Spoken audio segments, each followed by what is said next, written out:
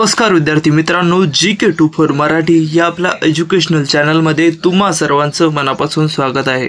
आणि आज आपण बघणार आहोत 24 मे 2024 चे अत्यंत महत्त्वाचे करंट अफेअरचे प्रश्न, जे तुम्हाला सर्व स्पर्धा परीक्षेसाठी अत्यंत उपयुक्त असणार आहेत। तर वेळ न गमावता चला आपल्या प्रश्नांना सुरुवात करूया।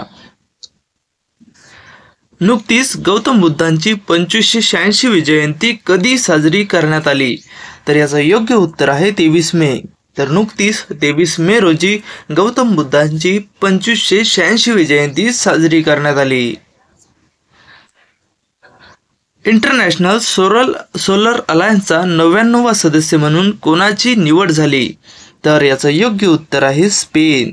तर नुकतीच स्पेन या देशाची इंटरनॅशनल सोलर अलायन्सच्या 99वा सदस्य म्हणून निवड करण्यात आली। आपला पुढचा प्रश्न आहे, जागतिक कासव दिन नुकताच कधी साजरा करण्यात येतो? तर याचं योग्य उत्तर आहे 23 मे। तर 23 मे रोजी जागतिक कासव दिन साजरा करण्यात येतो। आपला पुढील प्रश्न आहे, कोणत्या विमानतळाने नुकताच झिरो वेस्ट टू लँडफिल हा दर्जा प्राप्त केला आहे? तर याचं योग्य उत्तर आहे तिरुअनंतपुरम। तर तिरुअनंतपुरम या विमानतळाने नुकताच झिरो वेस्ट टू लँडफिल हा दर्जा प्राप्त केला आहे। आपला पुढचा प्रश्न आहे, UAEच्या राष्ट्रपतींनी कोणत्या देशाच्या राजदूताला प्रथम श्रेणीचे स्वतंत्र पदक प्रदान केले आहे?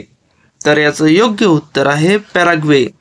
तर पॅराग्वे या देशाच्या राजदूताला UAEच्या राष्ट्रपतींनी प्रथम श्रेणीचे स्वतंत्र पदक प्रदान केले आहे।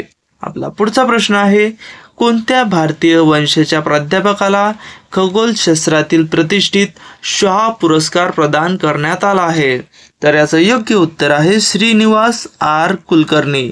तर श्रीनिवास आर कुलकर्णी यांना खगोलशास्त्रातील प्रतिष्ठित शाह पुरस्कार प्रदान करण्यात आला आहे। आपला पुढील प्रश्न आणि शेवटचा प्रश्न आहे, FC महिला एशिया कप 2026 चे आयोजन कोणता देश करेल? तर याचं योग्य उत्तर आहे ऑस्ट्रेलिया। तर ऑस्ट्रेलिया हा देश FC महिला एशिया कप 2026चं आयोजन करणार आहे। तर हे होते आजचे अत्यंत महत्त्वाचे करंट अफेअरचे प्रश्न। आपण उद्या भेटूया उद्याचे महत्त्वाचे करंट अफेअरचे प्रश्न घेऊन। तोपर्यंत नमस्कार। आणि आपण आतापर्यंत चॅनलला सबस्क्राईब केलेलं नसेल तर चॅनलला सबस्क्राईब नक्की करून घ्या।